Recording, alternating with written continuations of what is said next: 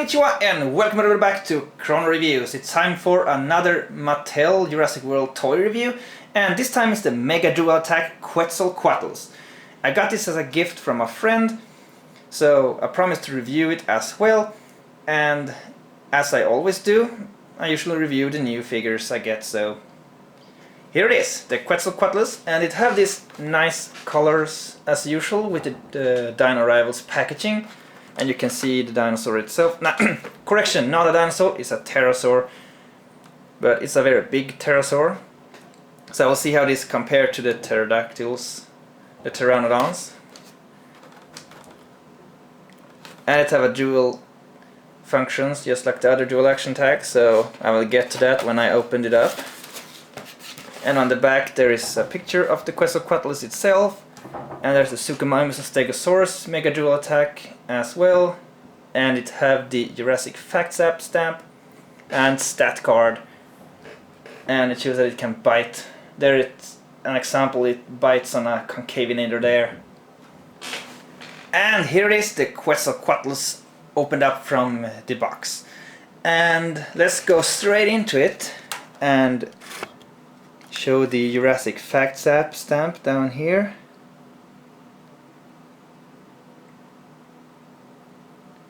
There you go. And also here is the Dino Rivals card. So there's some nice stats there. And some nice artwork of the Quetzalcoatlus itself.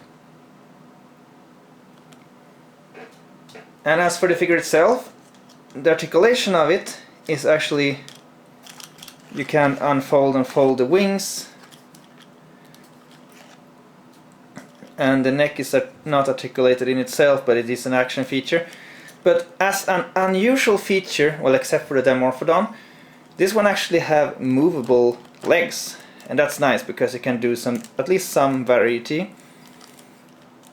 This is still would be cool if it could land, but at least you can have it in some different poses, and I like that. And the paint job is actually pretty neat.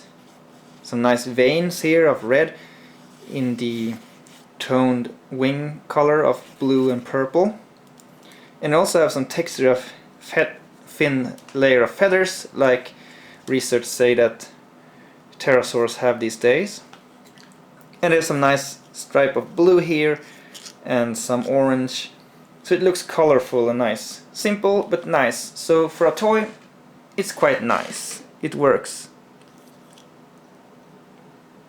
The eyes are like just an orange color on top of the other there, so they are not really specific. So the eyes could have been better, but they are barely even visible in the first place. So the action feature goes as follows. You have the attack, which it attacks with its beak, and then just like with the other pterosaurs, the pteranodon figures, it have a flapping movement. So it's not really a dual attack really, it's more like a flap and attack. But how much can you do with a pterosaur, really? They could have done a triple action with it attacking down with the claws of the legs, but that's not really needed, but it works nicely just like others.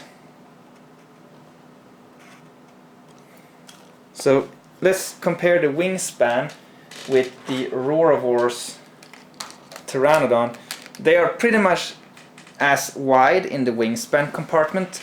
The Pteranodon have a slightly more beefed up body, maybe a little bit too big of a body actually. But so the Pteranodon have a bigger body, but the wings are broader on the Quetzalcoatlus, and the neck are a lot longer, so it still appears to be bigger.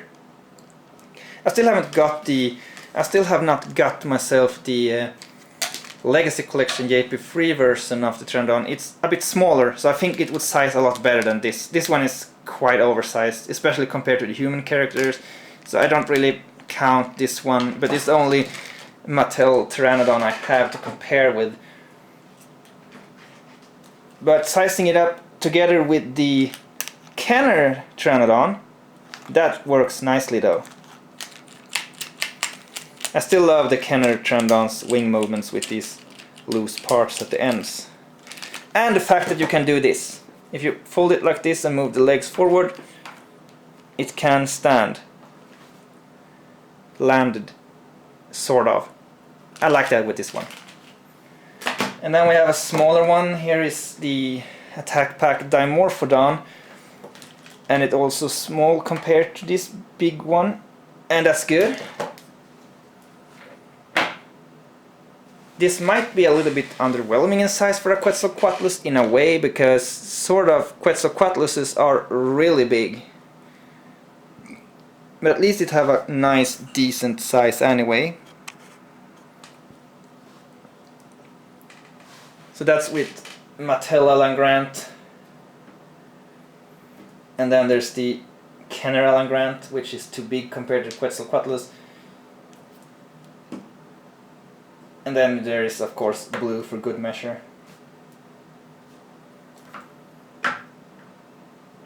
But all in all, this is a really nice figure and a toy. It's a toy, but well, it's technically a figure too. And the motion is quite nice. You can go down and snap stuff. So I like it. It's nice. And it was great that they did Quetzalcoatlus, because the Kenner one with that fabric wings and goofy head sculpture is not the best. I would want it for the nostalgia factor, but this one's still far superior as far as the sculpture goes. So I'm pleased with this. It's a really nice figure. So many thanks to my friend J-Rex for giving this to me, and it was nice reviewing it. And I hope you consider getting one, because I really like it. It's a nice variety from the normal pteranodons that they have milked the shit out of, and a nice variety from ground-dwelling dinosaurs. And adding the Astarchids clade into the mix of pterosaurs is also a nice thing. So I hope you enjoyed it. So until next time, take care and sayonara.